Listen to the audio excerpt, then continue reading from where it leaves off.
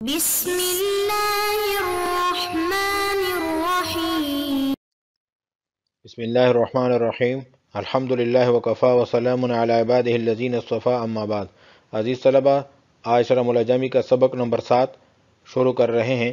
اس سبق میں اوضع سے لے کر الموضوعات بإزائها مفردۃ تک ہم پڑھیں گے۔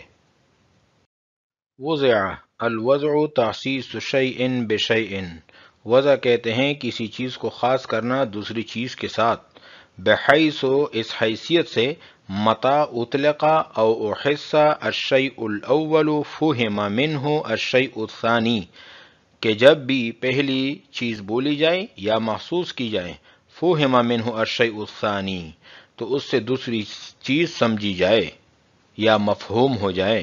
قیلا، کہا گیا، یخرج عنہ وضع الحرف، حرف کی وضع اس سے نکل گئی، حیث اس حیثیت سے لا یفہم معناہ، کہ حرف کا معنی نہیں سمجھا جاتا متى اطلق، کہ جب بھی حرف بولا جائے، بل اذا اطلق مع ضم ضمیمۃ، بلکہ حرف کا معنی تب سمجھ میں آتا ہے جب اس کو دوسرے کلمے کے ساتھ ملا کے بولا جائے۔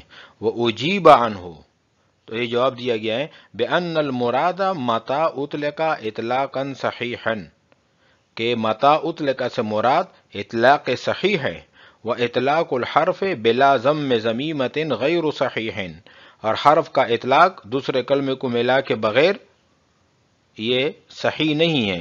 ولا یبعد، اور یہ بعید نہیں ہے، ان یقال، کہ یہ کہا جائے کہ ان المراد باطلاق الالفاظ ان یستعملها اہل اللسان فی محاوراتهم وبیان مقاصدهم، کہ الفاظ کے اطلاق سے مراد ہیں کہ اہل لسان ان کو استعمال کرے اپنے محاورات میں اور اپنے مقاصد کے بیان میں۔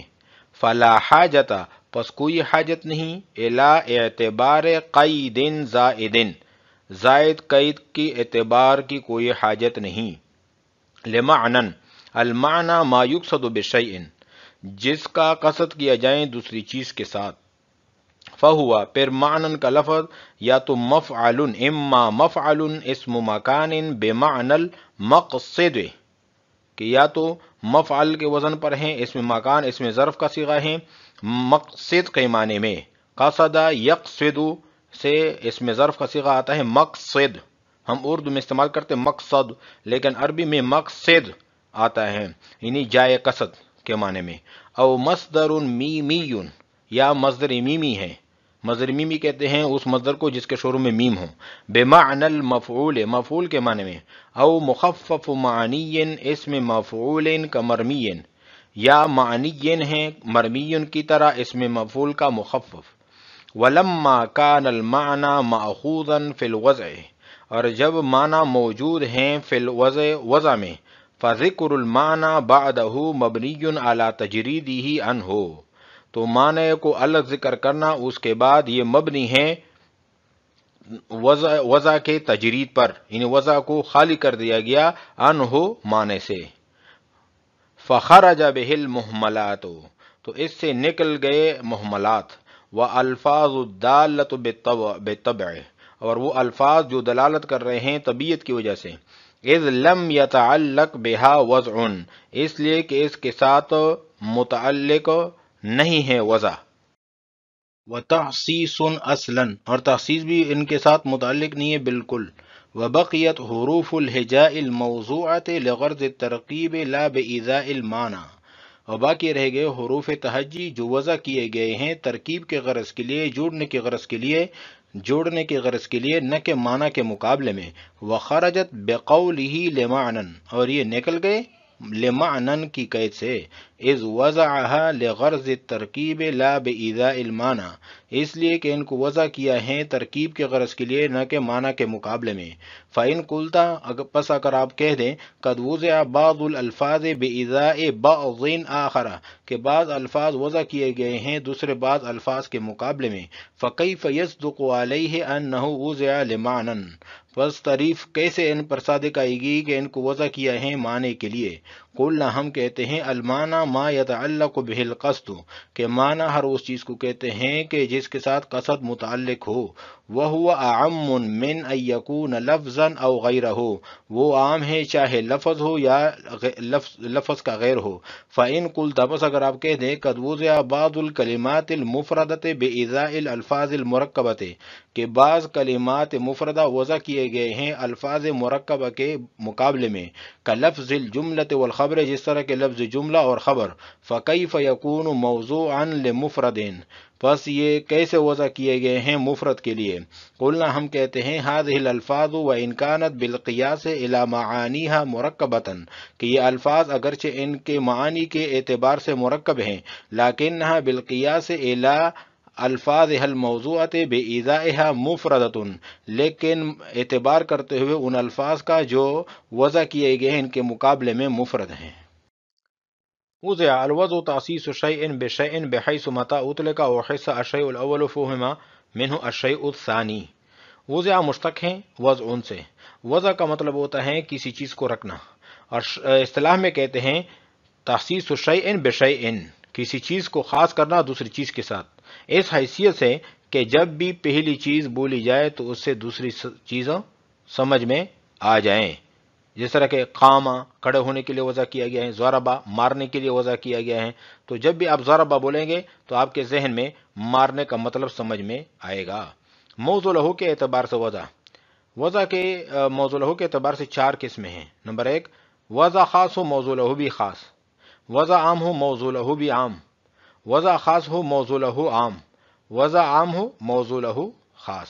نمبر 1، وضع خاص ہو اور موضوع لہو بھی خاص، جس طرح کہ زید کی وضع بھی خاص ہے زید کے لیے، اور ان کا موضوع لہو بھی خاص ہے زید۔ وضع عام ہو موضوع لہو بھی عام، جس طرح کہ مشتقات ہے ضربہ یضرب ضارب، علم یعلم عالم، تو ضرب یا ضارب کس کے لیے وضع ہے؟ جس کے ساتھ ضرب والا فعل موجود ہیں، ٹھیک ہے، ضرب والا فعل قائم ہے۔ اس طرح علم یعلم عالم کیسے کہتے ہیں؟ جس کے ساتھ علم والا معنی قائم ہے۔ وضع خاص ہو موضوع لہو عام، یہ نہیں پائی جاتی، یہ قسم نہیں پائی جاتی، اس لیے اس کی کوئی مثال بھی نہیں ہے۔ وضع عام ہو موضوع لہو خاص، جس طرح کے مضمرات ہیں، اسماء اشارات ہیں، موصولات، ان کی وضع عام ہوتی ہیں اور موضوع لہو خاص ہو۔ مثال کے ہوا کس کے لیے وضع ہے؟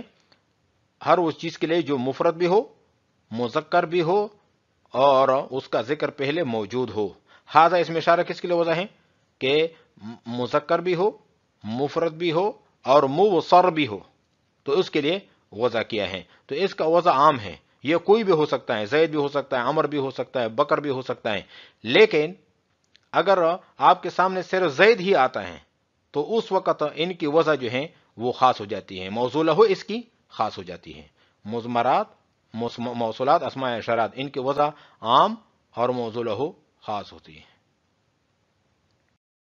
قیل یخرج عنہ وضع الحرف حیث لا یفہم معناہ متى اطلق بل اذا اطلق مع ضم ضمیمۃ۔ یہ اشکال ہو رہا ہے، اشکال یہ ہے کہ آپ نے جو کلمہ کی تعریف کی ہے اس سے حرف کی وضع نکل گیا، اس حیثیت سے کہ حرف کا معنی جب بھی بولا جائے حرف کا معنی نہیں سمجھا جاتا، بلکہ حرف کا معنی تو تب سمجھ میں آتا ہے جب اس کے ساتھ دوسرا کلمہ ملایا جائے۔ ضم ضمیمہ کہتے ہیں دوسرے کلمے کو جو حرف کے ساتھ ملایا جائے۔ وہ اجیب عنہ، تو اس کا یہ جواب دیا گیا ہے بأن المراد متى اطلق اطلاقا صحیحا، کہ متى اطلق سے مراد یعنی حرف جب بھی بولا جائے تو اس سے مراد یہ ہے کہ جب صحیح طور پر بولا جائے، اطلاق کے صحیح کے ساتھ بولا جائے، اور حرف کا اطلاق تب ہی صحیح ہوتا ہے کہ جب اس کے ساتھ دوسرا کلمہ ملایا جائے، اور دوسرے کلمے کو ملائے بغیر حرف کا اطلاق غیر صحیح نہیں ہے۔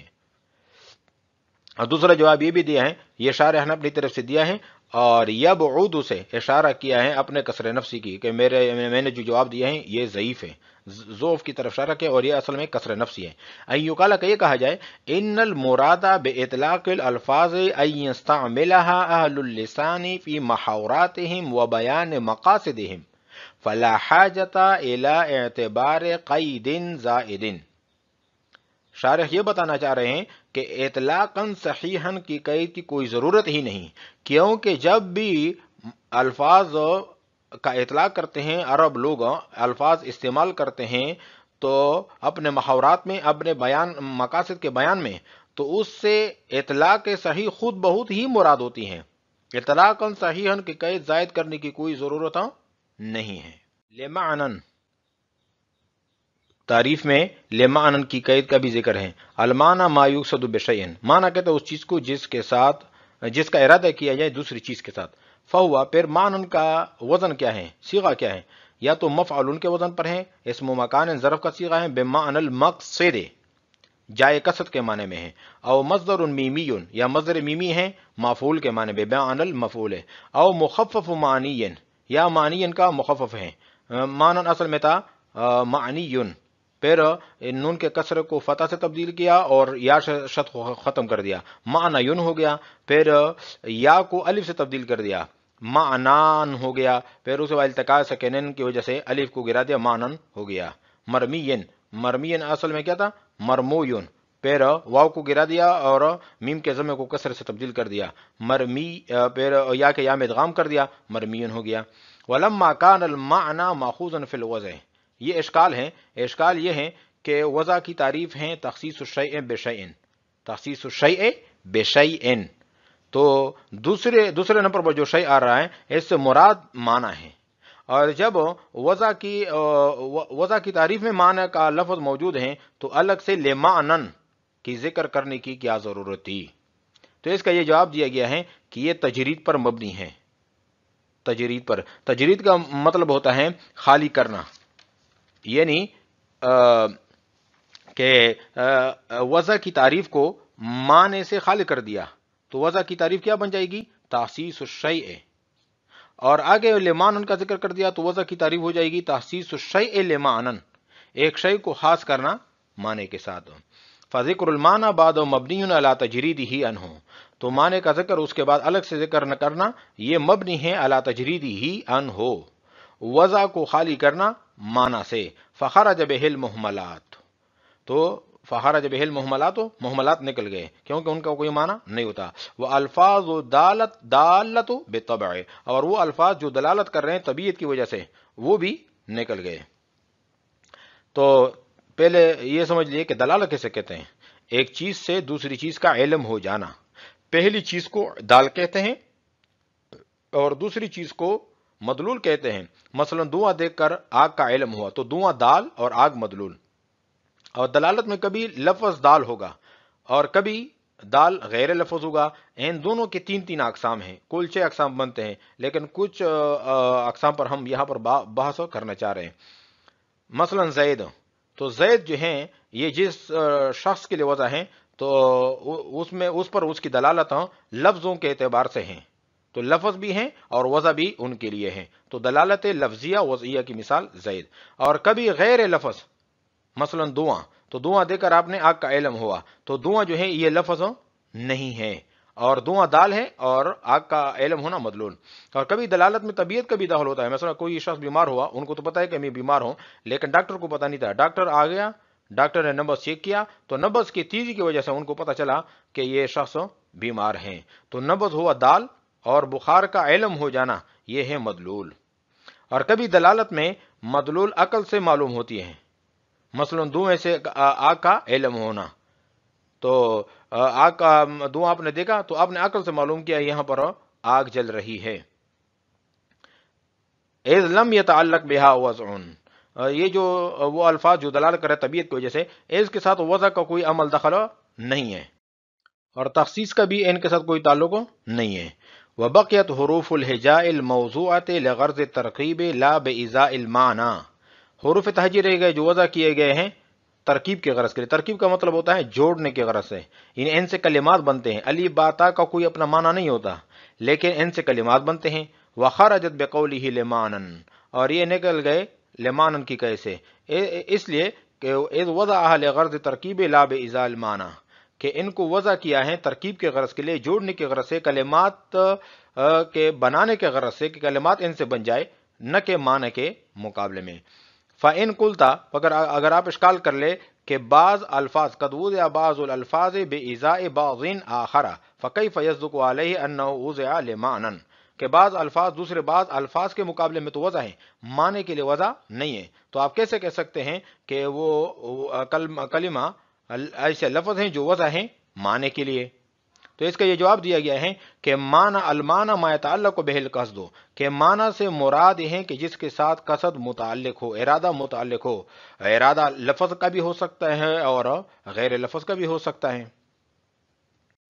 فَإِن قُلْتَ سے اشکال ہو رہا ہے کہ قد وضع بعض الکلمات المفردة بإضاء الالفاظ المرکبة كلفظ الجملة والخبر فكيف يكون موضوعا لمفرد، کہ یہ اشکال ہو رہا ہے کہ بعض کلمات مفردہ وہ وضع کیے گئے ہیں الفاظ مرکبہ کے مقابلے میں، جس طرح کہ جملہ اور خبر، تو آپ کیسے کہہ سکتے ہیں کہ یہ مفرد کے لیے وضع ہیں؟ یعنی کلمے کی تعریف اس پر صادق نہیں آ رہی۔ تو اس کا یہ جواب دیا گیا ہے کہ بالکل آپ کی بات تو ہمیں تسلیم ہے کہ جملہ اور خبر یہ تو خود مفرد ہیں، لیکن ان کے لیے ان کا جو موضوع لہو ہے وہ زید قائم ہے اور وہ مرکب ہیں، تو اگر ان کے جو معنی ہیں زید قائم کا اعتبار کیا جائیں پھر تو مرکب ہے، پھر تو آپ کی بات صحیح ہے، لیکن اگر ان کا جو جس کے لیے ان کے مقابلے میں جو الفاظ وضع کیے گئے ہیں اگر ان کا اعتبار کیا جائیں مثلا جملہ اور خبر کا تو وہ مفرد ہے، اس لیے کہ یہاں پر لفظ جز یعنی جز کا لفظ معنی کے جز پر دلالت نہیں کر رہا۔ وہ کس طرح؟ وہ اس طرح کہ الجملہ یعنی جملے کا جو لفظ ہے جیم یہ زید قائم پر دلالت نہیں کر رہا، میم دلالت نہیں کر رہا، لام دلالت نہیں کر رہا۔ اسی طرح خبر میں بھی تو کیا پتا چلا کہ اگر ان کے معنی کا اعتبار کیا جائے یعنی زید قائم کا پھر تو مرکب ہیں، لیکن اگر ان الفاظ کا اعتبار کیا جائے جس کے مقابلے میں وضع ہیں تو پھر جو ہیں یعنی جملہ اور خبر تو وہ مفرد ہیں، مفردۃ۔ قلنا هذه الالفاظ وان كانت بالقياس الى معانيها مرکبۃ، اگر ان کے معنی کا یعنی یہ الفاظ اگرچہ ان کے معنی کا اعتبار اگر ہم کر لے تو وہ مرکب ہے بالکل، لیکن بالقیاس الی الفاظها الموضوعة بإضاءها مفردۃ، لیکن اگر اعتبار کیا جائے ان الفاظ کا جو وضع کیے گئے ہیں ان کے مقابلے میں اس کا اعتبار کیا جائے جو کہ جملہ اور خبر ہیں تو اس صورت میں پھر مفرد ہیں۔ آج ہم نے وضع سے لے کر الموضوعات بإضاءها مفردۃ تک ہم نے پڑھا ہے۔ وعلیکم السلام ورحمۃ اللہ تعالی وبرکاتہ۔